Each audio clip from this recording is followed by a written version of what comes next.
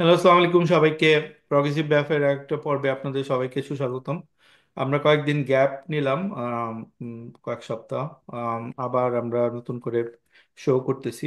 আম, তো আশা করি আপনাদের নতুন করে শোগুলা ভালো লাগবে। আমাদের সাথে আছেন নিয়মিত আলোচক নাসির ইসলাম সোহান, এবং আমাদের নিয়মিত আরেকজন আলোচক রন্টি চৌধুরী। আপনারা তাদের দুজনকেই চেনেন আমাদের প্রোগ্রামে, তারা আগে এসেছিলেন।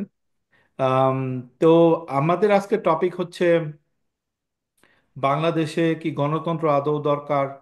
আহ, গণতন্ত্র, বাংলাদেশে পাওয়ার ট্রান্সফার আমরা কিভাবে মানে ঠিক করব, বাংলাদেশের পাওয়ার যদি মানে ক্ষমতা ট্রান্সফার হয় সেটার প্রসেস কি হওয়া উচিত। তারপর হচ্ছে আম, আহ, মানে এনসিপি আর বিএনপির মধ্যে যে নতুন একটা ট্রুস হয়েছে, এবং অনেকে বলতেছে যে তাদের মধ্যে সিট ভাগাভাগি হবে অথবা বিএনপি আসন ছাড়া ছেড়ে দিবে। এই ধরনের কিছু কথা হইতেছে, সেটার ব্যাপারে আমাদের যে মানে বিভিন্ন মত, সেগুলো নিয়ে আমরা আলাপ করব। তো দেরি না করে শুরু করতেছি। প্রথমেই যাব আমি সোহানের কাছে। সোহান, ওয়েলকাম। আজকে আমরা সোশ্যাল মিডিয়াতে প্রচুর এরকম পোস্ট দেখতেছি যে ডক্টর মোহাম্মদ ইউনূসকে 5 বছরের জন্য দরকার। এবং আম, অনেকে বলতেছে যে অশিক্ষিত দেশে গণতন্ত্র কি মানে দিয়ে কি হয়। আম, আহ, ধানের শীষ এবং আওয়ামী লীগ দুই সাপের এক বিষ। তারপর বিএনপি করাপ্ট দল, টেম্পু স্ট্যান্ড, চাঁদাবাজ।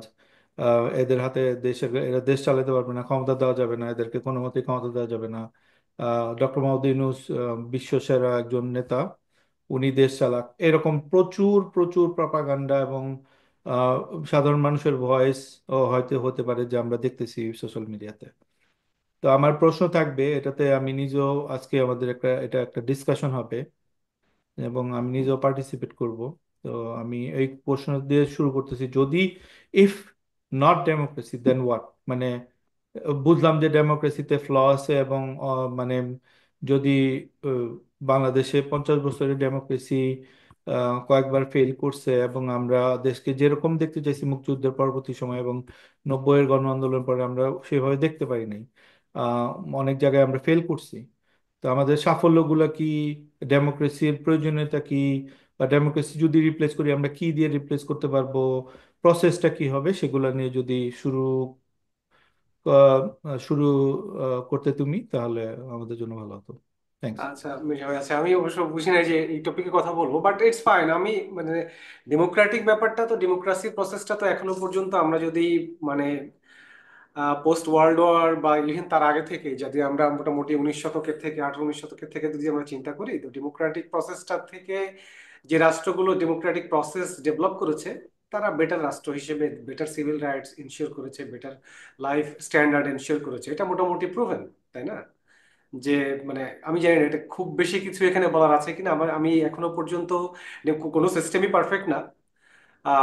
ডেমোক্রেটিক প্রসেসটার যে সুযোগটা থাকে সেটা হচ্ছে যে তাহলে বাংলাদেশের মানুষ কোন বেসিসে বলতেছে, এবং দিজ আর অল আমাদের সব শিক্ষিত মানুষজন তারা এটা চাইতেছে। আহ, আমার আমার কাছে যেটা মনে হচ্ছে যে সেটা হচ্ছে যে এটা এক ধরনের মিডিয়া হাইপ করার চেষ্টা করতেছে এনসিপি বা যে কোনো পার্টি বা অন্যান্য যেই হোক না কেন। আমার কাছে এটা যতটা না পলিটিক্যাল দাবি, তার চাইতে আমার কাছে এটা মনে হচ্ছে এক ধরনের প্রোপাগান্ডা, যেটা দিয়ে এক ধরনের সমর্থন বেস তৈরি করা। আমার কাছে এটা মনে হচ্ছে যে এটা এক ধরনের পলিটিক্যাল ন্যারেটিভ তৈরি করা, যেটার মাধ্যমে আমি আমি মনে করছি যে এখনো পর্যন্ত ইউনূস সরকার যেটা বলছে যে ডিসেম্বর টু জুন, আমার মনে হয় ডিসেম্বর থেকে মার্চের মধ্যে ইলেকশন হয়ে যাবে। জুন গরমের সময় বা ওই সময় ইলেকশন হবে না। এইখানে অনলাইনে যা কিছু চলতেছে আমার কাছে এটা মনে হচ্ছে যে এটা একটা এজিটেশন, পলিটিক্যাল এজিটেশন প্রসেস। যে আমি মানুষকে তো কিছু একটা, এনসিপি এখনো পর্যন্ত আমাদের সামনে কোনো প্রকার কোনো আদর্শিক বা কোনো রূপরেখা দাঁড় করাতে পারেনি। এটা এনসিপির আমি একটা ব্যর্থতা বলবো, যে এই কাজটা হওয়া উচিত ছিল, যেটা হয়নি। তো সেই জায়গাটা তারা ফিল আপ করতেছে বিভিন্ন ধরনের অনলাইন উত্তেজনা দিয়ে। আমার কাছে তাই মনে হয় যে এই যে ইউনুসকে 5 বছর চায়, এই ধরনের এগুলো তো আমি তো কোনো পলিটিক্যাল মানে খুব ট্রাকশন দেখছি মানে অনলাইনের বাইরে। যেটা এটা বা ইভেন অনলাইনেও এটা কি খুব বড় কোনো ইভেন্ট হয়েছে আজ পর্যন্ত? আমি দেখিনি। শুধু বলছে, কিছু মানুষ দিচ্ছে, আমাদের বাবুলে আমরা দেখতে পাচ্ছি। তো আমার কাছে মনে হয় এটা একটা এজিটেশন প্রসেস, যে নিজেদের সমর্থকদেরকে চাঙ্গা রাখার জন্য একটা পলিটিক্যাল প্রসেস। এটাতে আমি মানে খুব একটা বদার না, এটা নিয়ে খুব মানে ইম্পর্টেন্ট কিছু বলে আমার কাছে মনে হয় না আর কি। এটা আমার পার্সোনাল ওপিনিয়ন। আচ্ছা আচ্ছা। না তো সেটা ঠিক আছে, কিন্তু আমরা কয়েকজন গুরুত্বপূর্ণ লোককে দেখলাম রিসেন্টলি শেয়ার করতে, যারা আমাদের স্পেয়ারে অনেক অনেক অত্যন্ত গুরুত্বপূর্ণ। সুমন রহমান, উনি একটা সরকারি দায়িত্বে আছেন। উনি আজকে বলতেছেন যে অনির্বাচিত সরকার কি, মানে এটা তো অনির্বাচিত সরকার না, জাস্ট ইন্টেলেকচুয়াল জিমন্যাস্টিক করার চেষ্টা করতেছেন। এই লোকগুলা যারা আমাদের ভাই বন্ধু ব্রাদার, যারা আমাদের অনেক পরিচিত, আমাদের সহযোদ্ধা, তারাই ক্ষমতায় গিয়ে পুরোপুরি কমপ্লিটলি ডিফারেন্ট কথা বলতেছে। ব্রাত্য রাইসু আজকে বলছে যে আম, গণ অভ্যুত্থানের পরবর্তী নির্বাচিত সরকার সেম, মানে গণতন্ত্র দরকার নেই এরকম।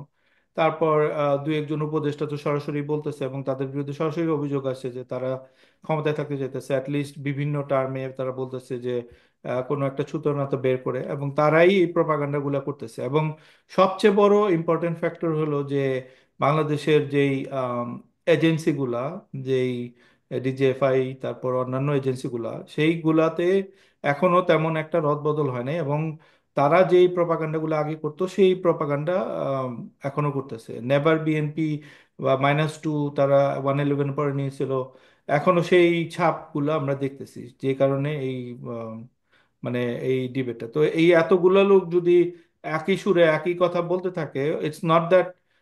সবচেয়ে আশার বাণী হচ্ছে ডক্টর মোহাম্মদ ইউনূস এখনো তার, এবং আমি দৃঢ়ভাবে বিশ্বাস করি যে উনি চেঞ্জ করবে না, কারণ আমি দেখি নাই ওনাকে কখনো চেঞ্জ করতে। এবং এই বয়সে উনি এসে এরকম ব্লান্ডার করবে না, এটা তার রেপুটেশনের ব্যাপারে। এই বাংলাদেশের উপদেষ্টা তার জন্য কিছুই না, কোনো একটা পদ না। He is much much bigger দেন, মানে ইভেন মানে বাংলাদেশের ইমেজের চেয়ে তার অনেক গ্লোবাল অ্যাকসেপ্টেন্স আছে। এবং সে এগুলা সামান্য ক্ষমতার জন্য, মানে তার মানে এই বুদ্ধি হবে না, বা তার এই ধরনের মানে চিন্তাও আসবে না মাথাতে, এটা আমি আমি বিশ্বাস করি। কিন্তু তার আশেপাশে যারা আছে, দিস গাইজ আর মানে এরা ক্ষমতা লোভী হতে পারে। রন্টি ভাই, আপনি যদি জাম্প করেন এই যে হ্যাঁ, জিনিসটা নিয়ে আমরা আলোচনা মির্জা ভাই, থ্যাংক করতেছিলাম। ইউ অনুষ্ঠানের জন্য আর কি আজকে। তো ওই যে যেটা বললেন, ডক্টর মোহাম্মদ ইউনূস হয়তো এইরকম ভাবতেছেন না, কিন্তু তার আশপাশে যারা আছেন তারা ভাবলে তাতে কিছু যায় আসে না আসলে। আপনি ডক্টর মোহাম্মদ ইউনূসকে যদি সরিয়ে দেন, দৃশ্যপটে ডক্টর মোহাম্মদ ইউনূস নাই, সেই ক্ষেত্রে বাকি যত মানুষ আছে তাদের কোনো অবস্থান নাই। They are not a fact in Bangladesh, তারা কোনো ফ্যাক্টই না। এখন এমন যদি হয়, একটা realistically speaking, doctor Mohammad Yunus যদি সিদ্ধান্ত নেন যে না, আমি আরো আরো 1 বছর আমাদের সরকারটা থাকবে, তো সেই ক্ষেত্রে একটা ফ্যাক্টর হতে পারে। কারণ মানুষ আসলেই মনে করে এত বড় একজন সাকসেসফুল মানুষ, এবং রমজান মাসে দ্রব্যমূল্য কম থাকাতে বা বিনিয়োগ সম্মেলনে একটা হাইপ ওঠাতে অনেকের কাছে মনে হয় যে doctor Mohammad Yunus is doing okay, doing good. এবং সত্যিকার অর্থে আওয়ামী লীগের গত 15 বছরের শাসনের পরে এবং গণহত্যার পরে মানুষজন তো আসলে আহ মানে একটা একটা দীর্ঘস্থায়ী ডিক্টেটরশিপের মধ্যে অভ্যস্ত। হঠাৎ করে গণতন্ত্র তো হয় না। বাংলাদেশের গণতন্ত্র শুরু হয়েছে 91তেই মোটামুটি ইফেক্টিভলি। হুম এবং হুম হুম 91 পরে আমরা ভাবছি যে ওকে 10-15 বছর এটা একদমই হাঁটা চলার সময়, এবং তারপরে হয়তো এটা ম্যাচুরিটিতে যাবে, যেটা যেতে পারলো না, তাই না? 2027 পরে আবারও একটা ঝামেলার মধ্যে পড়ে গেল, তো এখন তো আবার স্টার্ট ফ্রম জিরো। তো মানুষ যে ভাবতেছে, সাধারণ মানুষ, যে ডক্টর মোহাম্মদ ইউনূস স্যার থাকলে খারাপ না, এটা ভাবার পিছনে কয়েকটা কারণ আছে। একটা কারণ হচ্ছে যে, ধরেন বা এই যে ভ্যাকুয়াম তৈরি হয়েছে, পৃথিবীর প্রত্যেক দেশেই দুইটা শক্ত দল থাকে, বাকিগুলো ছোট ছোট থাকে, তাই না? হুম কিন্তু কোনোভাবে একটা দল একদম অমিট হয়ে যায় না, হুম যেটা হুম বাংলাদেশে হয়েছে আওয়ামী লীগের, এবং আওয়ামী হুম লীগের নিজের দোষে। এটা হওয়াতে এখন মানুষের আসলে এটা ভাবার স্বাভাবিক, এবং আমি স্ট্রংলি ইলেকশনের পক্ষের মানুষ এই মুহূর্তে। কিন্তু আমার কাছে মনে হয় যে দেখেন ফিউচার কি, যে আহ, যেহেতু আরেকটা দল নাই বিএনপি, আমরা বিশ্বাস করতেছি যে BNP is gonna do good, but যদি তারা না করে, যদি তারা চেঞ্জ হয়ে যায়, অথবা যদি ধরেন বিএনপির সেন্ট্রাল লিডারশিপের মধ্যে ডানপন্থী লোকজন প্রভাব বিস্তার করে, সেই ক্ষেত্রে এই মানে নতুন আরেকটা ফ্রাঙ্কেনস্টাইন আপনি কিভাবে নামাবেন? তো কিন্তু এই যে কনসার্নটা, এই কনসার্নটা আপনার, আপনি তো অন্যায়ভাবে বা 2 নম্বরই করে তো আপনি ডিল করতে পারবেন না। তো বাংলাদেশের এখন যে আরো সবচেয়ে একটা ভয়ঙ্কর বিষয় হচ্ছে, আপনি দেখবেন যে যারা এই ধরনের কথা বলে যে আমরা ইলেকশন চাই না, আমরা ডক্টর মোহাম্মদ ইউনূসকে 5 বছর চাই, বা এই ধরনের যে ন্যারেটিভ গুলো যারা তৈরি করে দেয় বা যারা ভোকাল, এরা প্রত্যেকেই খুবই মানে এথিক্স, মানে এদের মধ্যে কোনো এথিক্স নাই। এরা একদম, আপনি দেখবেন কমন এদের কিছু বৈশিষ্ট্য আছে, এবং এই বৈশিষ্ট্যগুলো হচ্ছে তারা কথা চেঞ্জ করে, মানে এক সপ্তাহ পর পর কথা চেঞ্জ হয় তাদের, মানে নানা ধরনের কথা চেঞ্জ হয়। আপনি এদের দেখবেন যে এক মাস আগে এরা ডক্টর মোহাম্মদ ইউনূসকে একদম দেখতে পারতো না, এখন দেখতে পারে। এবং আপনি যদি ইসলামিস্ট লোকজনকে দেখেন বা জামায়াত ইসলামীকে দেখেন, এরা ডক্টর মোহাম্মদ ইউনূসের এখন সমর্থক, বা ইসলামিস্ট লোকজনেরা তারা ডক্টর মোহাম্মদ ইউনূসকে বেশি দিন আগে না যারা সুদখোর বলতো, হ্যাঁ, হ্যাঁ। এখন ডক্টর মোহাম্মদ ইউনূসকে সুদখোর বলে আওয়ামী লীগ, আগে এরা বলতো। সো আপনার এই জন্যই এরা সঠিক ইয়েটা দেয় না। যারা সুস্থ স্বাভাবিক মানুষ তাদের ভাবা উচিত ছিল যে ওকে, বিএনপি যদি আসে এবং ভ্যাকুয়ামটা ফিল করার যদি আর কেউ না থাকে, আওয়ামী লীগ যেহেতু নাই, আওয়ামী লীগের আশাটা বাংলাদেশের জন্য ভালো না বা হবেও না, সম্ভবও না, সেই ক্ষেত্রে এটাকে কিভাবে আপনার নিউট্রালাইজ করা যায়, কিভাবে বিএনপি একাই ক্ষমতা দখল না করতে পারে বা দীর্ঘস্থায়ী ক্ষমতা ধর না হতে পারে, এটা অন্যান্য ওয়ে আছে, কিন্তু এদিক দিয়েই তারা গেল না। এই যে সংস্কার নিয়ে আলাপ হচ্ছে এতদিন যাবত, সংস্কার কই হইলো? সংস্কার নিয়ে তো সরকারও আগাতে খুব কষ্ট হইতেছে। এখন আমি ডক্টর মোহাম্মদ ইউনূসকে আসলে দোষ দিতে চাই না, because he is a very old man, সব দিকে তার নজর রাখা খুব মুশকিল, তাই না? তো এটা সরকারের ভেতরে আমরা জানি যে এখন অনেকগুলো পক্ষ দাঁড়ায় গেছে এবং তারা নিজেদের এজেন্ডা অনুযায়ী কাজ করে। তো এখানে একটা পজিটিভিটি হচ্ছে যে এরকম, যে এই যে 5 বছরের হাইপ তোলা হয়েছে, সেটাতে ডক্টর মোহাম্মদ ইউনূস আমার মনে হয় না সে একমত।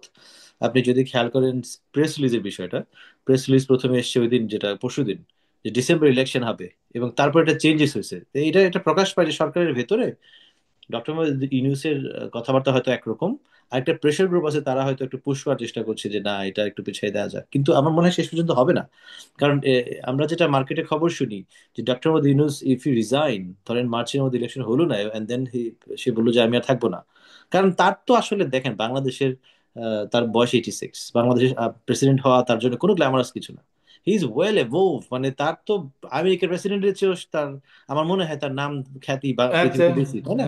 So, exactly. সে এই বাংলাদেশের মতো এটা অনেকটা আপনার ওই মেসি যদি এসে বলে যে না আমি বাংলাদেশের ফুটবল দলের ক্যাপ্টেন হবো, এরকম একটা ঘটনা। তো হুম, সেটা হুম, হবে না। তো সেটা হুম, যদি না হয়, এখন যে হাইপটা ক্রিয়েট হচ্ছে এবং অনেকে ভাবতেছে যে, মানে এই যে একটু আগে সোহান ভাই বললো যে এনসিপি হয়তো ভাবতেছে, I am not sure NCP ভাবতেছে কিনা, বাট ইফ না, ডক্টর আমি মোহাম্মদ কিন্তু ইউনূস বলিনি ইজ নট এনসিপি হিয়ার। ভাবছে, আমি বলছি যে এনসিপি জাস্ট এটা হচ্ছে একটা পলিটিক্যাল এজিটেশন প্রসেসের মধ্যে রাখছে। হ্যাঁ, হতে এটা পারে। তাদের জনমত গঠনের প্রক্রিয়া। আমার মনে হয় না যে হ্যাঁ, হ্যাঁ, এনসিপি ভাবছে যে ইলেকশন হবে না। হবে। আচ্ছা, তো আমার মনে হয় কি, আমার কথার উদ্দেশ্য হচ্ছে এটা যে ডক্টর মোহাম্মদ ইউনূস যদি না থাকেন শেষ পর্যন্ত, তার সেক্ষেত্রে নির্বাচন ছাড়া এই সরকারকে আসলে 1 মাসের বেশি রাখা সম্ভব না। ইভেন বিএনপি যদি এখন মাঠেও নামে, ইলেকশন চাই, তাতেও আসলে সরকারের পক্ষে সর্বশক্তি দিয়ে হলেও ইলেকশন পেছানোটা খুব কঠিন।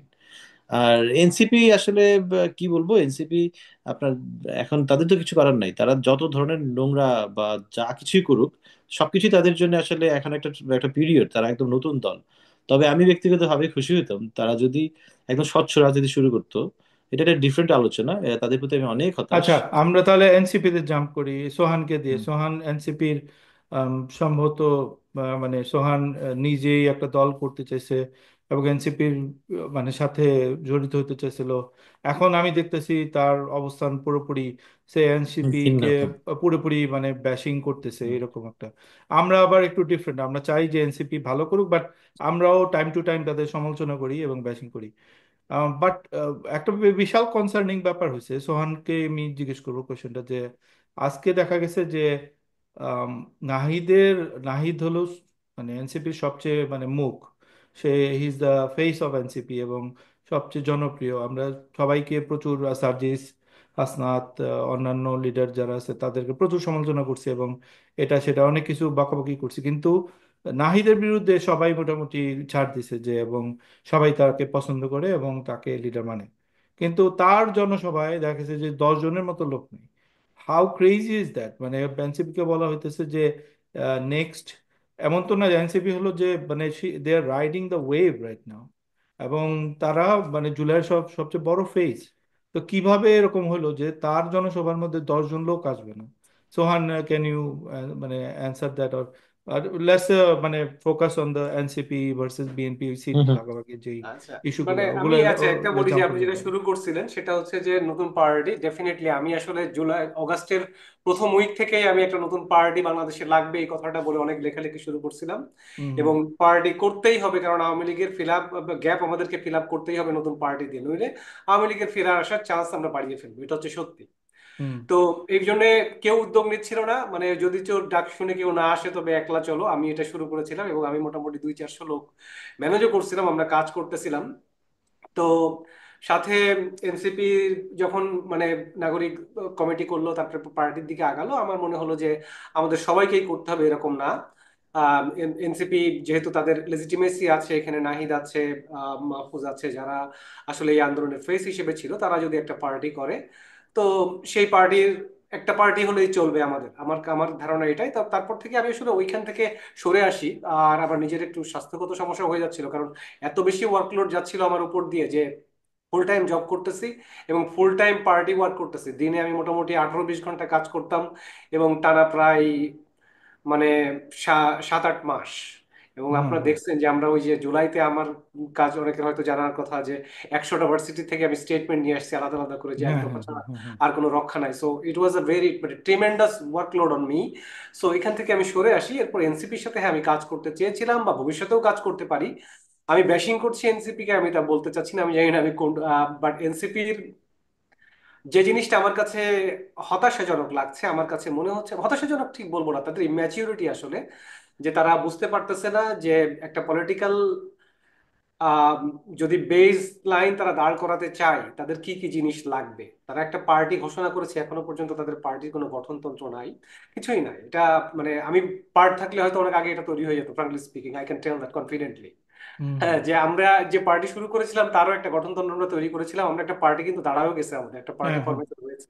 বাট আমি আসলে আর নাই, আমি ওটা থেকে থাকতে চাচ্ছি না, that's a different thing. But পুরো পার্সোনাল। তোমাদের মতো লোক কেন কিন্তু থিঙ্ক ট্যাঙ্ক হয় না? ইউ আর আচ্ছা ইয়াং এন্ড মানে তোমাদের মতো লোক কেন এনসিপি নিতে হয় না? এটাও তো একটা সমালোচনা আচ্ছা, যে এনসিপির সাথে আমার কাছে যেটা মনে হয় যে এনসিপি আসলে যে ধরনের মানে তাদের ভিতরে এক ধরনের ইনসিকিউরিটি কাজ করছে। আপনি যদি খুব ফ্রাঙ্কলি চিন্তা করেন, একদম সলিড নিউট্রাল একটা পয়েন্ট অফ ভিউ থেকে, you don't have to be BNP, you don't have to be NCP or Jamaat. Hmm hmm hmm NCP তে যারা, যাদেরকে ফেস হিসেবে আমরা এই আন্দোলনে দেখলাম, এটা একটা, আমি বলি যে এটাকে একটা কেওয়াটিক প্রসেস। হুম হুম একটা কেওয়াটিক প্রসেসে একটা মোমেন্ট থাকে যেটাকে বলে বাইফার্কেশন মোমেন্ট। এই বাইফার্কেশন মোমেন্টে অনেক কিছু ঘটে যায় ওই কেওয়াটিক, এবং সেইখান থেকে একটা নতুন হিরো উৎপন্ন হইতে পারে। তো এনসিপির যেটা হয়েছে যে একটা বাইফার্কেশন মোমেন্ট, এবং ওই মোমেন্টটা আমরা প্রেডিক্ট করেছিলাম অনেক আগে, এটাকে একটা ব্ল্যাক সোয়াইন ইভেন্ট হিসেবে আমরা প্রেডিক্ট করেছিলাম একদম জুলাইয়ের মাঝামাঝি, জুলাইয়ের শুরু থেকেই আসলে। তো সেই জায়গার থেকে এনসিপিতে কিছু মানুষ, নাহিদ ইসলাম বলেন, হান্নান বলেন, যারা আছে, কাদের বলেন, তারা হঠাৎ করে একটা আন্দোলনের ফেস হয়ে দাঁড়িয়েছে। বাট এমন না যে তারা খুব outstandingly competent, but at the same time not incompetent. Politically তাদের পলিটিক্যাল আন্ডারস্ট্যান্ডিং ছিল, হুম যেটা আমি হুম 4ই আগস্টের যে আমাদের যে গ্লোবাল ওয়েবিনার হয়েছিল ওখানেও বলেছিলাম, যে হুম তখনই আমি হুম বুঝতে পারছিলাম the model they build was hmm nice. So one thing they did it, অনেকে যেটা বলে যে মাহফুজ মাস্টার মাইন্ড কিনা, আমি কিন্তু অ্যাগ্রি করি যে Mahfuz master mind, because there was a master stroke, and that master stroke was the ladder, the leadership ladder, যেটা আমি 4ই আগস্টে বলেছিলাম যে এটা হচ্ছে হাইড্রা মডেল, হ্যাঁ হ্যাঁ যেটা আপনার নাসিম নিকোলাস তালেবের কথা আর কি। হ্যাঁ হ্যাঁ যেটা হাইড্রা মডেলের মতো করে একটা মডেল ডেভেলপ করেছে, যে যখন ভোলাটিলিটি চলবে তার মধ্যে একটা মাথা কাটলে আরো 10টা মাথা গজাবে। হুম এরকম হুম একটা লিডারশিপ স্ট্রাকচার কিন্তু মাহফুজ বা নাহিদরা তৈরি করেছিল। ওটাকে আমি বলি, ওটাকে আমি ডেফিনেটলি বলবো যে এটা একটা মাস্টার স্ট্রোক। হুম হুম হুম এবং যে মাস্টার স্ট্রোকটাকে ডিজাইন করেছে আমি তাকে মাস্টার মাইন্ড বলতে বিন্দু মাত্র দ্বিধা করি না। সো আমার পার্ট থেকে এটা হচ্ছে ব্যাপার। So one of the master mind স্বীকার হ্যাঁ, করতে হবে সো কিন্তু। দ্যাটস দ্য থিং, যে ওই জায়গাটাই তার একটা চমৎকার কাজ ছিল, এবং যে কারণে তারা কিন্তু এরকম ওই যে গণতান্ত্রিক ছাত্র শক্তি বা সমন্বয়ক যারা, তারা এই আন্দোলনের ফেস হয়ে এসেছে। বাট তারা কিন্তু একটা দেশ চালানোর জন্য কম্পিটেন্ট কম্পিটেন্ট পার্সন কেউ না। মানে ওরা এখন যেটা হচ্ছে যে আমি যেটা বলবো, ওরা কমপ্লাসেন্সিতে ভুগছে। আমার মতো মানুষের সাথে কাজ করার না, আমি অবশ্য এই কথাগুলো বলতে চাই না because there are private events, but আমার কাছে যেটা মনে হয় যে ওরা আমার সাথে খুব সিকিউর ফিল করেনি। বিকজ আমি আমি একটা আমার ফার্স্ট জবের উদাহরণ দিই। আমি যখন ফার্স্ট জব জয়েন করি আমেরিকাতে, তো আমার ম্যানেজার আমাকে প্রথম যে লাঞ্চে নিয়ে গেল, আমাকে বলছিল যে it feels like you interviewed me, I did not interview you, you are so many question. Hmm hmm hmm hmm hmm hmm তো এটা আমার পার্সোনাল স্টাইল। তো ওদের সাথেও যখন আমার কথা হয়েছে, আমি এরকম, আমি এগুলো ডিটেল বলতে চাই না এগুলো, বাট ওদের সাথে আমি ওদেরকে প্রচুর কোশ্চেন করেছি, দিস আর দ্য থিংস। মানে I don't want to just join, I want to know what will be my working scope, hmm hmm যেটা হুম আমার কাছে খুব গুরুত্বপূর্ণ ছিল। এবং সেটা তারা অ্যান্সার দিতে কমফোর্টেবল ফিল করেনি, এবং তারা আমার সাথে কাজ করতেও হয়তো কমফোর্টেবল করেনি। এবং আমি বলিনি যে আমি এনসিপিতে জয়েন করবো, আমি বলেছি যে আমি যদি জয়েন করি, what will be the scope for me to work on. Hmm hmm hmm সেটা হুম আবার থাকবে কিনা এটা, মানে ইটস নট আমাকে ডিফাইন করে দিতে হবে। I can do my work, I can do the plan, I can do the execution. You probably have seen Mirza ভাই যে তো যাই হোক, তো এটা তখন ওরা বোধহয় খুব একটা কমফোর্ট ফিল করেনি, এবং আমিও যেহেতু তারা আমার সাথে টার্মসে আসছে না, আমারও মনে হয়েছে যে না, এভাবে আমি ধাপ ধাপ করে জয়েন করব না, যে কারণে হুম হুম। এনসিপির সাথে কাজ করা হয়নি। But that was long back, এবং ওটা আমার ব্যাশিং এর মানে রিসেন্টলি আমি যে সমালোচনাগুলো করতেছি তার কারণ হচ্ছে যে এই এনসিপি, সিট ভাগাভাগি নিয়ে যে সমালোচনা, লেটস হ্যাঁ, জাম্প টু যে দ্যাট অনেক ওইটা। কিছুতে আমার কাছে মনে হচ্ছে যে তারা একটা পলিটিক্যাল জায়গা তৈরি করার চেষ্টা করছে না। মানে ট্রুলি একটা নতুন পলিটিক্স যে প্রেজেন্ট করবে সেটা তারা করতে পারছে না, এবং এটা আনফরচুনেট যে তারা একটা নতুন পলিটিক্স প্রেজেন্ট করতে পারছে না। নতুন পলিটিক্স বলতে যে আসলেই তারা কি করতে চায়, দেশকে নিয়ে তাদের পরিকল্পনা কি, হুম তাদের হুম। দলের ব্যাপারে, তাদের দল কিভাবে কাজ করবে, অপারেট করবে, কোথাও কোনো প্রকার কোনো স্বচ্ছতা নাই। আমি এই জায়গাগুলোর সমালোচনা করছি। এবং আমার কাছে মনে হয় সেটা হচ্ছে যে আমি যদি আসলে বিএনপির সাথে এনসিপি কে কম্পেয়ার করি, আমি খুব যদি আমার খুব অবজেক্টিভ চিন্তা, এটা এটা এনসিপি না হয়ে অন্য একটা দল হয়ে যেতে পারে কিছুদিনের মধ্যে, বাট আমার কাছে এনসিপি হচ্ছে নতুন চাঁদ যে বিকশিত হবে। হুম হুম হুম হুম ঠিক হুম। আছে, এবং আমার কাছে বিএনপি হচ্ছে পূর্ণিমার চাঁদ, যে অনেক বড় এখন দেখা যাচ্ছে, কিন্তু সে আস্তে আস্তে ক্ষয়িষ্ণু হবে। এটা আমার পার্সোনাল অ্যাসেসমেন্ট। হ্যাঁ সেটা হ্যাঁ। কিন্তু ওই নতুন চাঁদ কি আসলে এনসিপি থাকবে, না নতুন কিছু হয়ে যাবে, it's a big deal, it's a long journey আমাদেরকে সামনে দেখতে হবে। কেন বলছি, যে যখন এই যে ধরেন অনেক ইন্টারনেট কোম্পানি হয়েছিল, অনেক কিছু হয়েছিল, সব কোম্পানি কিন্তু টেকেনি। অনেক আগে থেকে ধরেন যে সোশ্যাল মিডিয়া, ফেসবুকের আগেও কিন্তু আমরা হাইফাই তারপরে নানা ধরনের কোম্পানি দেখেছি, হ্যাঁ সব হ্যাঁ। কোম্পানি কিন্তু ফ্রেন্ডস্টার। টেকেনি। হ্যাঁ। তারপরে যে ফেসবুক হিট করেছে, সোশ্যাল হুম। আপনার এই যে সার্চ ইঞ্জিন, মাই স্পেস। হ্যাঁ। হ্যাঁ, সার্গেই ব্রিন বা ল্যারি পেজ শুরু করার আগেও অনেক ধরনের চিন্তা হয়েছে, হুম সব হুম। চিন্তা টেকেনি, ঠিক কিন্তু নেই। গুগল অনেক বড় হয়ে গিয়েছে।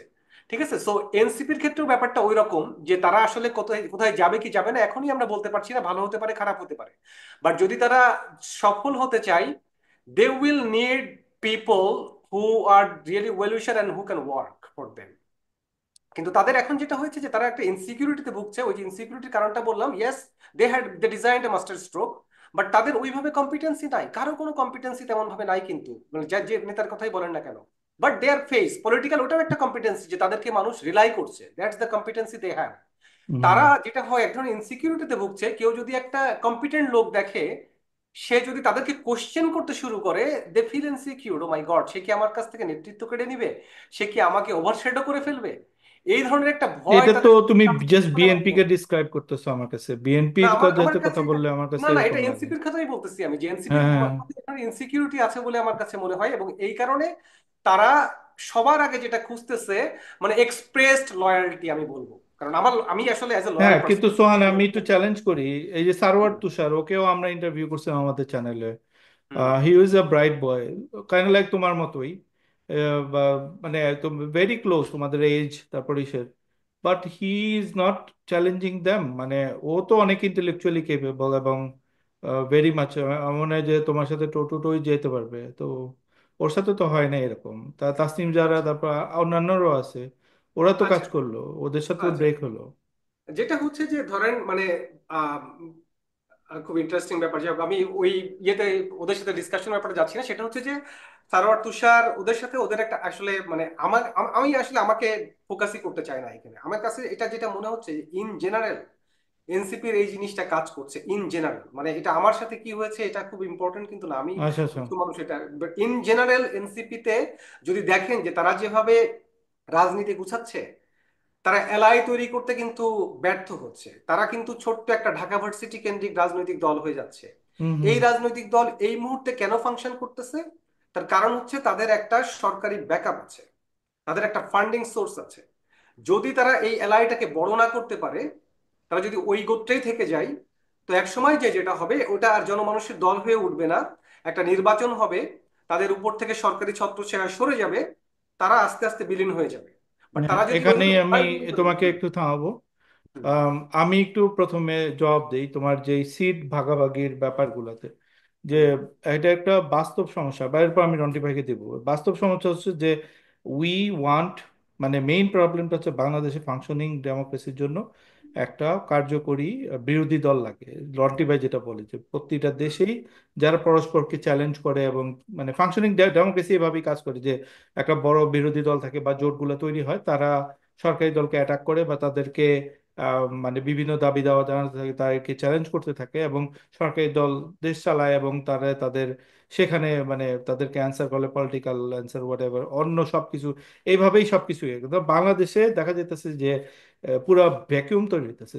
সেখানে যদি আমরা থ্রাইভ করতে না দিই, এখন এই দলে দেখা যাবে যে যদি লিজিটিমেটলি আমরা আশা করি 3 থেকে 5টা আসনের বেশি তারা কোনোভাবেই জিতবেন।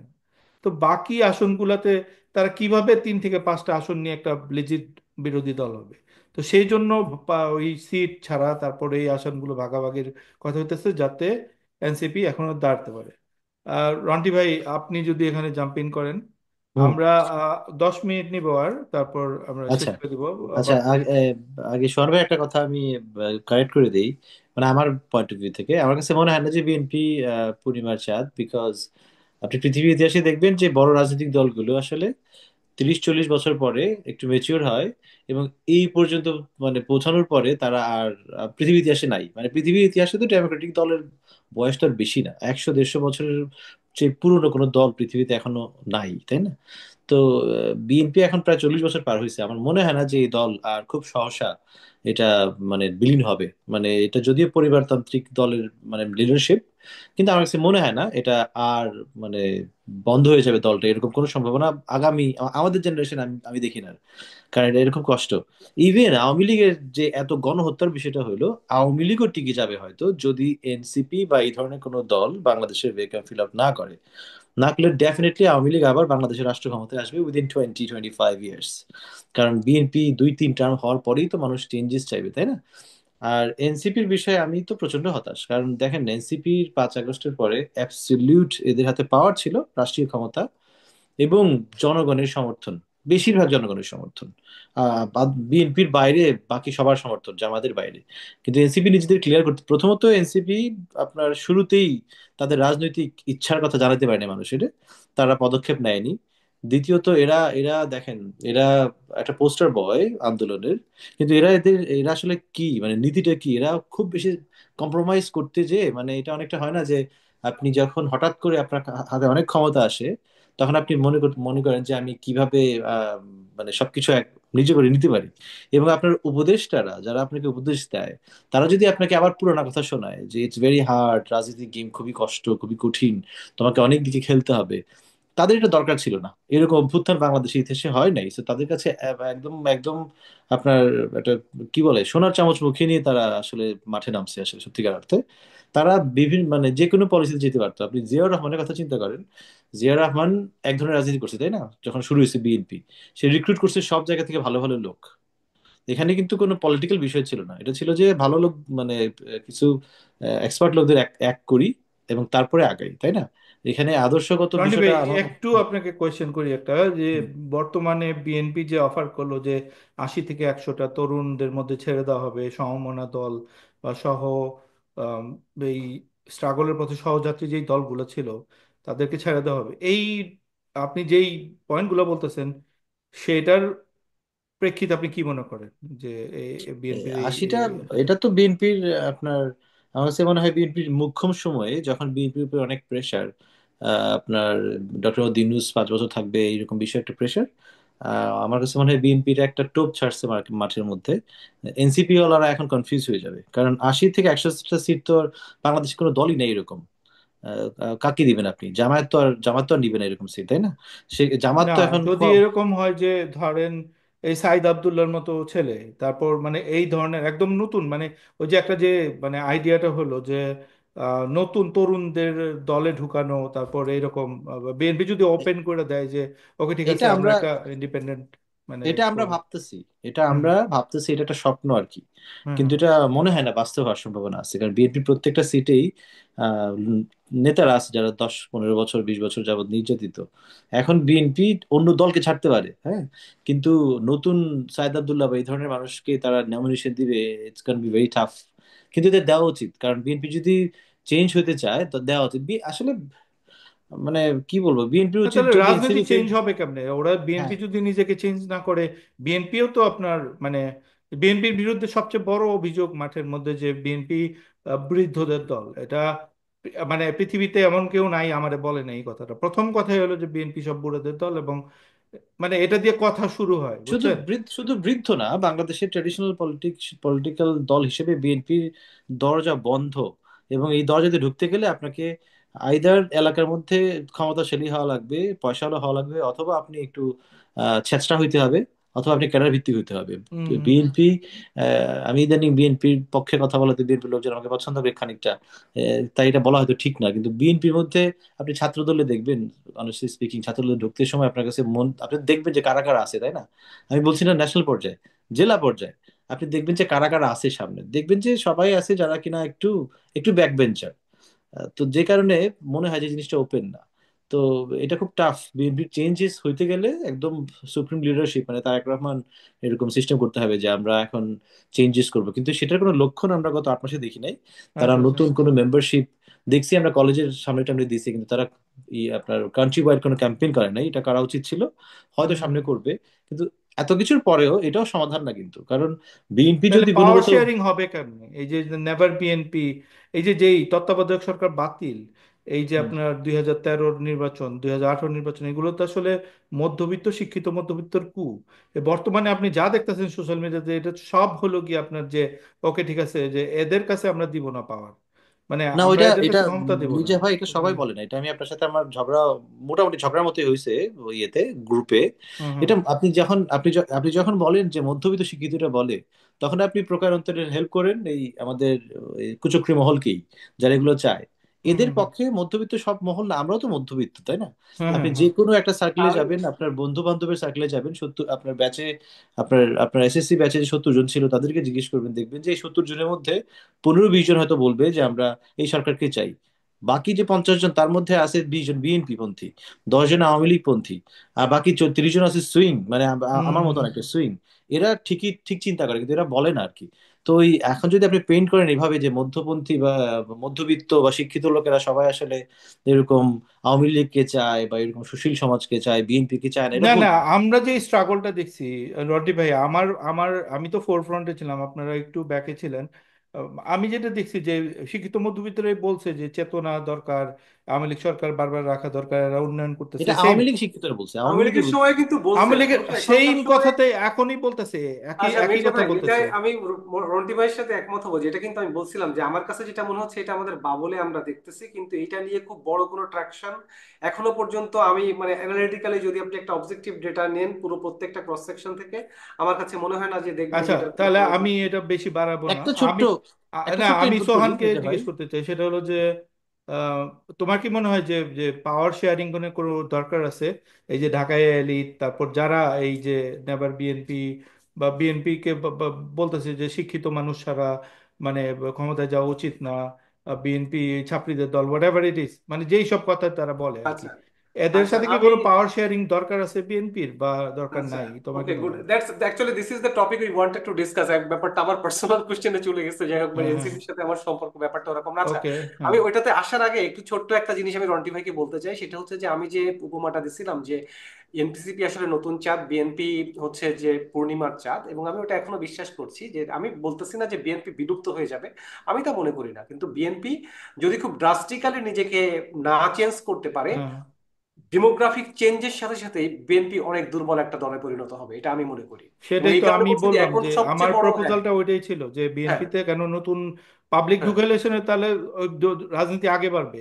এই হ্যাঁ, ওটাই বয়স্কদের আর কি আপনি যে, কত দূর যাবেন? মানে আপনার তো চেঞ্জ করতে হবে, নিউ ব্লাড ঢুকাইতে হবে পাইপলাইনে। এক্স্যাক্টলি, তো ওটাই আর কি যে তারা এমন না যে বিলুপ্ত হয়ে যাবে, এটা আমি বলতে চাইও নি। আচ্ছা, তো আপনার যে কোশ্চেনটা যে পাওয়ার শেয়ারিং, এই ব্যাপারটা আসলে আমাদের আজকে টপিক ডিসকাস করার কথা ছিল। আমার কাছে মনে হয় যে যদি আজকে এনসিপি, জামাত এবং বিএনপি আসন ভাগাভাগি করে নেয়, তাহলে আমরা ডেমোক্রেসির সাথে বিশ্বাসঘাতকতা করব। এটা আমার পার্সোনাল ওপিনিয়ন। আচ্ছা। যে ডেমোক্রেটিক প্রসেসটাই হচ্ছে এরকম, এই ডিজাইনটাই এরকম, এটা একটা প্রসেস। এই প্রসেসে এক্সপেরিমেন্টের মাধ্যমে বিভিন্ন শক্তি, বিভিন্ন চিন্তাধারা তাদের চিন্তা নিয়ে জনগণের কাছে যাবে। জনগণ যে চিন্তাটাকে অ্যাকসেপ্ট করবে, সেটা ট্রায়াল আর এররের মধ্য দিয়ে সবচেয়ে ফিটেস্ট চিন্তাটা উঠে আসবে বারবার ইলেকশনের মধ্য দিয়ে। এটা হচ্ছে ডেমোক্রেটিক প্রসেস।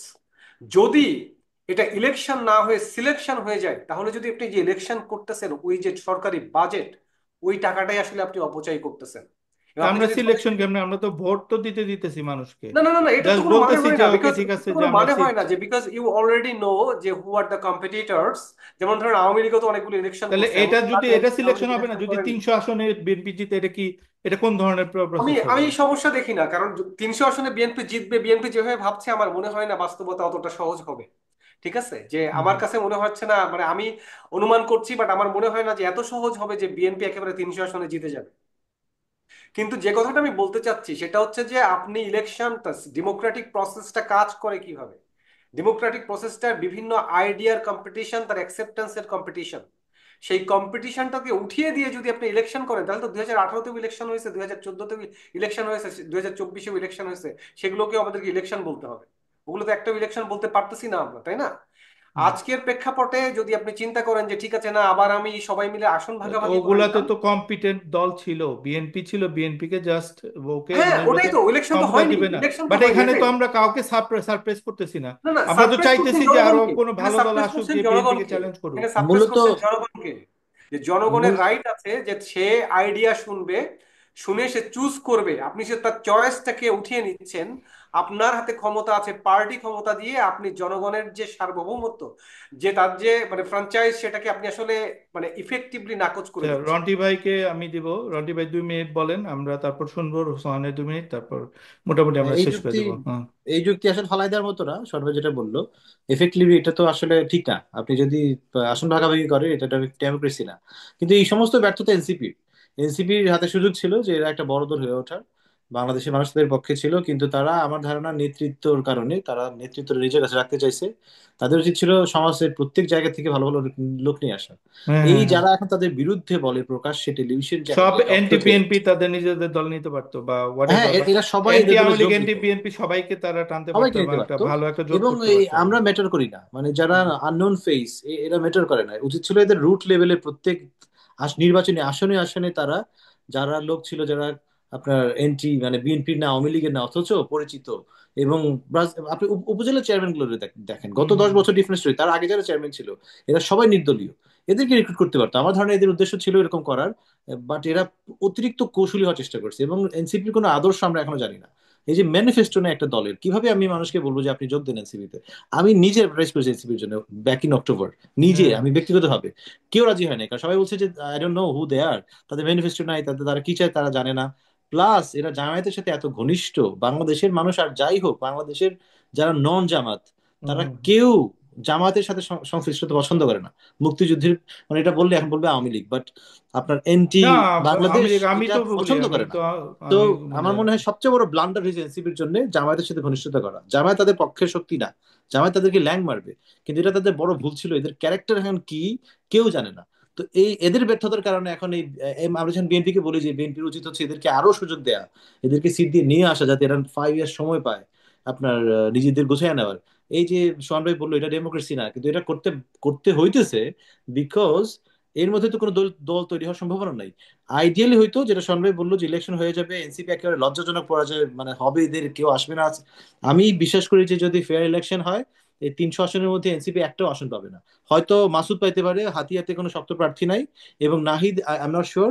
এর চেয়ে বেশি আর পাওয়ার আমি, এদের এখনো কোনো প্রার্থী নাই, এরা কোনো প্রার্থী নেয় না, এরা নিজেদের মধ্যে প্রার্থী নিছে। এদের 40-50 জন প্রার্থীর কথা শোন, যে সবাই স্টুডেন্ট, কাউকে মানুষ চেনে না এলাকার মধ্যে। এই 5-7 জন লোক যাদেরকে চেনে, সার্জিস বা এই ধরনের লোকেরা, এরা তো শক্ত প্রতিপক্ষ আপনার। এদের বিপক্ষে বিএনপির প্রার্থীগুলো হেভি ওয়েট। সো মার্কা একটা ম্যাটার করে। আপনি যত বেশি সোশ্যাল মিডিয়াতে ভাইরাল হন তাতে কোনো লাভ হবে না, কারণ এখানে 3 লক্ষ 4 লক্ষ লোক মানে ভোটের কারবার। এখানে মার্কা দেখেই মানুষ 40% ভোট দিয়ে দেয়। তারপর হুম মহিলা আপনাকে চেনে না, সার্জিসকে আর নাহিদকে চেনে একটা নিজের ছেলে হিসেবে। ভোট দেওয়ার সময় দিবে যে কোন লোক আসলে এখানকার পুরানা নেতা। So it's very hmm. Tough. তো জামায়াত হয়তো জিততে পারে, 10-12টা আসনে, 20টা আসনে জিততে পারে, তাতে লাভটা কি হবে, তাই না? তাতে কোনো লাভ হবে না। যদি জামায়াত 20টা আসনে যেতে আর বিএনপি 280 আসনে যেতে, এনসিপি না যেতে, এনসিপি ভ্যানিশ হয়ে যাবে। এনসিপি ভ্যানিশ হয়ে গেলে আওয়ামী লীগ আসবে আবার একমে, তাই না? সো এই কারণে আমরা বলি যে ওকে এনসিপি কে সুযোগ দেওয়া হোক। এনসিপি কে আমি তো আমি তো বলি যে বিএনপির উচিত এনসিপির সাথে এত ঘনিষ্ঠ হওয়া, এনসিপি কে দেখাই দেওয়া যে তোমরা এখানে ওই লোককে রিক্রুট করো। এই যে হুম। 50+ একটা লোক আছে, জমির সাহেব, সেই এই অঞ্চলে ভালো, জেতার সম্ভাবনা আছে, তাদেরকে রিক্রুট করো। এই আসলে আমি তোমাকে ধানের শীষের দিব না, প্রার্থী দিব না, সে পাশ করে আসবে। কারণ এনসিপির যারা লিডারশিপ আছে এই মুহূর্তে, এই সুপার 5 যারা, এটা ছাড়াই আরো যারা আছে, এদের তো পাশ করা কি, এটা 10,000 ভোট পাওয়ার সম্ভাবনা খুব কম। সো এখানে ভালো ভালো লোক তাহলে তো লাগবে, এনসিপির পুরো চেহারা ফেস হয়ে মানে হয়ে যাবে। চেঞ্জ করতে হবে ওরা তো ওটা ডেফিনেটলি এদের হাতে। ঢাকায় বিশ্ববিদ্যালয় কেন্দ্রিক আন্ডার 40 যে হ্যাঁ, ইমেজটা তারা ধরে রাখতেছে, সেটা তো হবে না, আইডিয়ালি এটা হতো একটা ওই যে মানে ভাই, আমি মানুষের না। 2 মিনিটের বেশি নিচ্ছি আসলে, আইডিয়ালি হয়তো যদি নাহিদদের যে ব্যাচটা আছে, এরা যদি যখন দলটা শুরু করছে, এরা যদি বড়দের আরেকটা পর্ষণ নিত, হুম হুম হুম ছোটদের তো বৈষম্য বিরোধী আছে, এবং এরা মাঝখানে যুব দল টাইপ বসতো, যে আমরা এই দলটার যুব ইউনিটের নেতা, আমাদের সিনিয়র ইউনিটের নেতা হচ্ছে আসিফ নজরুল, এই ধরনের লোকজন, হুম হুম এবং হুম ছোটদের তো ছোটরাই আছে, এটা হইলে সপ্ত দল হইতো। এরা এখন নাহিদ যে দলের নেতা, আমি নাহিদকে সবাই শ্রদ্ধা করবে ঠিক আছে, কিন্তু একজন 60 বছর বয়স্ক লোক, যার ধরেন আপনার সাকসেসফুল বিজনেস আছে, যে যার সমাজে 50,000 ভোটের ক্ষমতা আছে, সে কি নাহিদের পেছনে যে যাইতে চাইবে? যাইতে চাইবে হয়তো যদি এখানে রেসপেক্টফুল একটা মানে আপনার পরিবেশ থাকে। পরিবেশ সোহান ভাই থাকে। যেটা বললো, পরিবেশটা তো এরকম নাই। প্লাস প্রত্যেক জেলায় জেলায় এদের বৈষম্য বিরোধী নেতা আছে, নাগরিক কমিটির নেতা আছে, এগুলো সবাই হচ্ছে 20-25 বছরের আননোন ছেলেপিলে, এবং হুম এরা হুম তরুণ, এদের ব্যবহারের কোনো ঠিক ঠিকানা নাই, এরা চেনে না সমাজে কারোর লোকরে। তখন হুম হুম। কোন লোক চেষ্টা করবে যে আমি যাই ইজ্জত নষ্ট করার জন্য এই দলে যোগ দিই? তো এটা এদের বিগ একটা মাইনাস পয়েন্ট। এটার জন্য আমি জানি না বিএনপির সাথে তাদের কি সম্পর্ক, আমার আমার মনে হয় যে আগামী 2-3 মাসে বিএনপির সাথে এদের সম্পর্ক ঘনিষ্ঠ হবে, কারণ Jamaat will show there true face. হ্যাঁ হ্যাঁ। বিএনপির উচিত একটা সেটা এগুলোকে আমরা আন্ডার দ্য দেখতেছি, টেবিল হেল্প করা। উল্লাস জায়েদ আমাদের সাথে মানে ভাও খাওয়ার চেষ্টা করতেছে, দেখতেছেন গ্রুপের মধ্যে এখন, কিন্তু আগের মতো ওরকমই নেই। মানে এনসিপির কিছু যেগুলোই উল্লাস আছে জাহেদ ভাই, দেখবেন। উল্লাস জাহেদ ভাই একটা কিউরিয়াস কেস আমার কাছে হ্যাঁ মনে হয়। তারা যারা এই ধরনের যারা ভালো লোকজন যোগ দিচ্ছে এনসিপিতে, তারা হেসিটেশনের মাধ্যমে যোগ দিছে। আমিও তো যোগ দিতে চেষ্টা করছিলাম শুরুর দিকে, তাই না? হুম কিন্তু আমি দেখছি যে সামনে কোনো ইয়ে নাই, মানে এটার কোনো উদ্দেশ্য, এরা আসলে কে আমি বুঝতে পারতেছি না, এরা কি চায়, এদের উদ্দেশ্যটা কি। স্বচ্ছ রাজনীতি যেহেতু না, আবার হুম জামায়াত ঘনিষ্ঠ। উল্লাস জাহেদ ভাই আমার মনে হয় তারা ভাবতেছেন যে বিএনপি তো আমরা দেখছি, বিএনপি কি এরকম হইতে পারে আমরা জানি। তো আমাদের পয়েন্ট অফ ভিউ হচ্ছে যে বিএনপি কে এটা এরা চেনা লোক, তো এরা খারাপ হইলেও টেনে না হইতে পারবো আমরা, বা বিএনপি কে মেবি। আমরা চেঞ্জ করতে পারবো, বা হ্যাঁ ভিতরে কিছু হয়তো। একটা মানে টাইনা নিতে পারবো, যেটা আমরা করতেছি, কিন্তু দেখতেছেন যে আমরা কিন্তু এই যতটুকুই হইতেছে হইতেছে মানে সেন্ট্রালে আপনারা তো আপনারা তো মেসেজিং। মোর বিএনপি, আমি তো অত হুম। বিএনপি না, আমি বিএনপির প্রতি আমার পজিটিভিটি আসছে গত 6 মান্থে, যে 6 মান্থে তারা অনেক সিক্স মান্থে মানে তো অনেক। দেখছেন আপনার, হ্যাঁ, আমাদের আমাদের দিয়ে তো দেখতেছেন যে বিএনপির আমরা কোন হ্যাঁ। দিকে করব। ওকে, আমরা যাক পার্সোনাল অনেক কথা বলে ফেললাম। সোহান, 2 মিনিট, তুমি যদি কিছু অ্যাড করতে চাও এই আচ্ছা, ডিসকাশনে। মানে আমি এখনই এনসিপি কে ব্যর্থ বলতে চাই না। ওই যে আমি যেটা বললাম সেটা হচ্ছে এটা একটা স্টার্ট আপ সেটা সফল হবে কি হবে না, এনসিপির অনেক ভালো কিছু হচ্ছে আমি জানি। সেটা হচ্ছে যে তারা যে ভালো ভালো যোগ্য লোক একেবারে রিক্রুট করছে না তা না, আমি দেখছি তারা কারা কিছু কিছু মানুষ রিক্রুট হচ্ছে। যেমন আমি আজকে দেখলাম তারেক আদনান নুমুন নামে একটা ছেলে ওদের কাজ করে দিচ্ছে। সো ইটস আমি আই নো দিস গাই, এবং এরকম বেশ কিছু মানুষ ব্রাইট পারসন তাদের সাথে যুক্ত হচ্ছে। ঠিক আছে, তো এনসিপি ওইটা পারবে, ওইটা মানে তারা নিয়ে আসছে। বাট আমার কাছে মনে হয় যে তাদের ওই যে ওই রন্টি ভাই যে কথাটা বলেছেন, এটা একদম মানে একদম আমার পার্সোনাল ওপিনিয়ন, যেটা আমি অনেকের সাথেই বলেছি, যে এনসিপি যে মডেলে যাচ্ছে তারা একটা ইনক্লুসিভ মডেলই করতে পারেনি। হ্যাঁ। পলিটিক্সের একটা ইনক্লুসিভ মডেলই তারা দাঁড় করাতে পারেনি। আমি তাদের সাথে দু একবার যে কথা বলেছিলাম, আমি বলেছিলাম তোমাদের এমন প্রফেশনালস আনতে হবে যে who can plan and execute, plan and execute on that, যারা জানে যে একটা স্ট্র্যাটেজি কিভাবে দাঁড় করা মানে প্ল্যান করতে হয়। এবং কিন্তু ওদেরকে যদি আমি জিজ্ঞেস করি যে আসলে একটা স্ট্র্যাটেজি কিভাবে দাঁড় করাতে হয়, ওরা বলতে পারবে। আপনি বলতেছেন সারোয়ার তুষারের কথা, হয়তো আমি নিশ্চিত যে সে অনেক বই পড়েছে, অনেক কিছু জানে। সারোয়ার তুষার কি তার জীবনে এমন কোনো ডেলিভারি দিয়েছে যেটার একটা কেপিআই ছিল এবং যে কেপিআই মেজার করে সেটা সাকসেসফুল প্রমাণিত হয়েছে এরকম একটা লার্জ হুম। স্কেল সিস্টেমে? আমি জানি না, হতে পারে, কিন্তু থাকতে পারে। মাহফুজও ছিল ওদের সবচেয়ে বিগেস্ট আচ্ছা, পারফর্মার। মানে ওটা বললাম তুমি যে নিজেই মাহফুজের বললা একটা যে সে মাস্টার স্ট্রোক মাস্টার ছিল, মাইন্ড। মাহফুজের সে একটা একটা মাস্টার স্ট্রোক ছিল, আমি মাস্টার তাই ছিল, বললাম যে হ্যাঁ। একটা মাস্টার স্ট্রোক ছিল। কিন্তু হ্যাঁ হ্যাঁ। এর পরবর্তী মাহফুজের ইয়েগুলো দেখেন, যে মাহফুজ ওই মাস্টার স্ট্রোক দিয়ে কিন্তু পলিটিক্যালি একটা স্পেস সে তৈরি করে দিয়েছে এবং সেটা ডিজার্ভ করে সে। হুম কিন্তু এর পরবর্তী জায়গাগুলো দেখেন যে মাহফুজ যেটা হচ্ছে যে আপনি একটা গলির মোড়ের বলারও কিন্তু মাঝে মাঝে ওয়াসিম আকরাম মার্কা সুইং করায় ফেলে। ঠিক আছে, আমি মাহফুজকে ওই লেভেলে নিচ্ছি না, আমি জাস্ট একটা এক্সাম্পল হিসেবে বলতেছি যে র্যান্ডমলি অনেক কিছু ঘটে যায়। কিন্তু মাহফুজ ওই লেভেলের না। মাহফুজকে আমার কাছে খুব ভিশনারি মনে হয়। আমি পার্সোনালি বলবো যে আমি হ্যাঁ। মাহফুজকে হাইলি রেসপেক্ট করি। মানে এনসিপির যতজন আছে তার মধ্যে মাহফুজকে আমি খুব হাইলি রেসপেক্ট করি। I understand this guy is Karki, he saying things, এবং আমি জানি যে ও কি করতেছে। ও যখন বলতেছে যে আমি এই কনফ্লুয়েন্স তৈরি করব, ও অনেকটা জায়োনিস্ট মডেলের কথা বলতেছে, যে ইসরায়েলিরা যেরকম সারা বিশ্বে তাদের জনগণ দিয়ে একটা জায়নিস্ট নেটওয়ার্ক তৈরি করেছে, ওরকম চিন্তা করতেছে বাঙালিয়ানা দিয়ে এরকম একটা কিছু করা যায় কিনা, যেটা দিয়ে একটা একটা বাংলাদেশ নামে একটা কনফ্লুয়েন্স হবে, যেটা সারা বিশ্বে ইনফ্লুয়েন্স তৈরি করবে, আমাদের বিশাল একটা পপুলেশন আছে। হ্যাঁ, আমি হ্যাঁ, ওর হ্যাঁ, চিন্তাটা ধরতে পারি, এবং ওর চিন্তাটা কিন্তু আমি সাথে ওর সাথে কখনো কথা বলিনি, বাট আমি কিন্তু ওই 4 তারিখেও বলছি ও কি চিন্তা করতেছে, because I can relate that guy, this হ্যাঁ, গাই কেপেবল, বাট হ্যাঁ, দ্য হ্যাঁ, thing is this guy was never tested with the right by the right person. মানে আমি হুম, হুম। পার্সোনালি, আমি আসলে একজন প্রফেশনাল স্ট্র্যাটেজিস্ট, মানে আমাকে এই কাজগুলো করতে হয় ক্রমাগত। অনেক সময় এমন ও, ইন্টারভিউ হয় যে আমার সামনে এসেছে ধরেন একদম মানে টপ মানে আইভি স্কুলের গ্রাজুয়েট, পিএইচডি, ধাপ হ্যাঁ, হ্যাঁ, করে আমি অনেক সময় না করে দিই যে না, this guy is not fit for strategy. হ্যাঁ, ও, তো এরকম কিন্তু হয়। তো এখন হ্যাঁ, যেটা হচ্ছে যে এই এই জিনিসটা, মাহফুজের যে ট্যালেন্ট আছে, আমি বললাম তো সবচেয়ে বেশি রেসপেক্ট করি দুইটা মানুষকে এনসিপিতে, একটা হচ্ছে মাহফুজ আর একটা হচ্ছে হান্নান। হি আন্ডারস্ট্যান্ডস রিয়েলি দ্য পলিটিক্স। ও আরেকটা হচ্ছে হাসনাত আব্দুল্লাহ।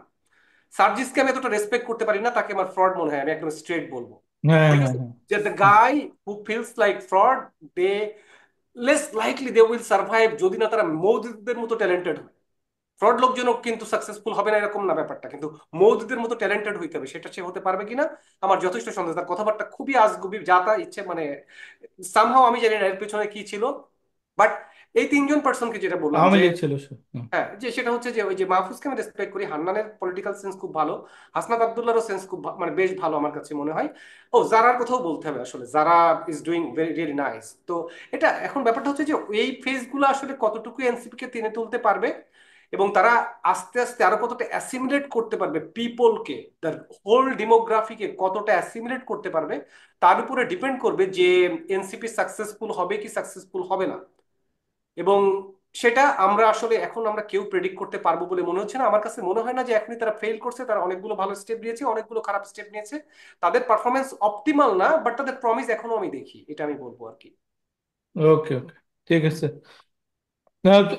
দর্শক সবাইকে ধন্যবাদ আমাদের আলোচনাটা দেখার জন্য। আমরা মানে বোঝানোর চেষ্টা করলাম যে এনসিপি এবং বিএনপির বর্তমান কারেন্ট পলিটিক্যাল সিচুয়েশন এবং স্ট্র্যাটেজি, ও মানে কিছু আমাদের মানে একদম ব্লিডিং এ যে কি কি হচ্ছে, আমরা কি ভাবতেছি এই দলটাকে নিয়ে। গণঅভ্যুত্থানের পর প্রায় 7-8 মাস চলে গেল, মোটামুটি দেখা হয়েছে সবাইকে, একটু পর্যালোচনা হয়েছে। তো এইরকম আমরা নিয়মিত করতে থাকবো। আশা করি সোহান এবং রন্টি ভাই আমাদের সাথে জয়েন করবেন, আরো অন্যরা আছে। আমরা ডিবেট করার চেষ্টা করব নিয়মিত। এনসিপির মানুষদেরকে, বিএনপির মানুষদেরকে আমরা ইনভাইট করব ডিবেটে। সো আশা করি খুব ভালো আলোচনা হবে আজকে। এই আলোচনাটা আমার নিজের কাছেও বেশ ভালো লাগলো। আশা করি সবাই এনজয় করবেন। আপনাদের মতামত জানান আমাদের কমেন্টে, আপনারা কি দেখতে চান, কোন টপিকে আমাদের কথা বলতে দেখতে চান। সবাই ভালো থাকেন, সুস্থ থাকেন। ধন্যবাদ। Thank you.